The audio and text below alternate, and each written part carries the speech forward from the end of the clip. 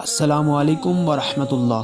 یہ چینل بالخصوص اسلام کے مثبت پہلو کو اجاگر کرنے کے لیے ترتیب دیا گیا ہے۔ تو آئیے چلتے ہیں آج کی ویڈیو کی طرف۔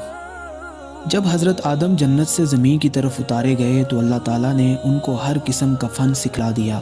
کچھ جنت کے پھل اور پتے ساتھ دے دیے۔ یہ وہی پتے ہیں جن سے خوشبودار درخت پیدا ہوئے۔ زمین پر حضرت آدم اور حضرت حوا کے جسم پر جنت کے پتوں کا لباس تھا۔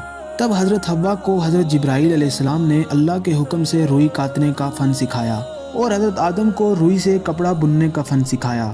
جب آدم کو زمین پر اتارا گیا تو حضرت آدم اپنے کیے پر بہت پشیمان تھے اور انہوں نے اللہ کے حضور معافی طلب کی اور فرمایا، اے اللہ، تیرے سوا کوئی معبود نہیں، تو پاک ہے اپنی حمد کے ساتھ۔ اے میرے رب، میں نے اپنے نفس پر ظلم کیا، بس تو مجھے معاف فرما دے، تو رحم کرنے والوں میں سے سب سے بہتر ہے۔ اے اللہ، تیرے سوا کوئی معبود نہیں، تو پاک ہے اپنی حمد کے ساتھ۔ اے میرے رب، میں نے اپنے آپ پر ظلم کیا ہے، تو مجھے معاف فرما دے، بے شک تو معاف فرمانے والا اور رحم کرنے والا ہے۔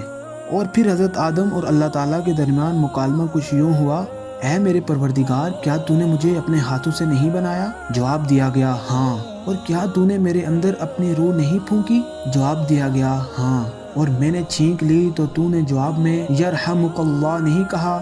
جواب دیا گیا، ہاں۔ اور کیا تیری رحمت تیرے غضب پر غالب نہیں ہے؟ جواب دیا گیا، ہاں۔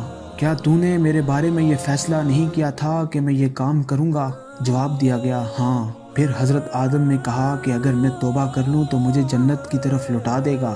اللہ نے فرمایا، ہاں۔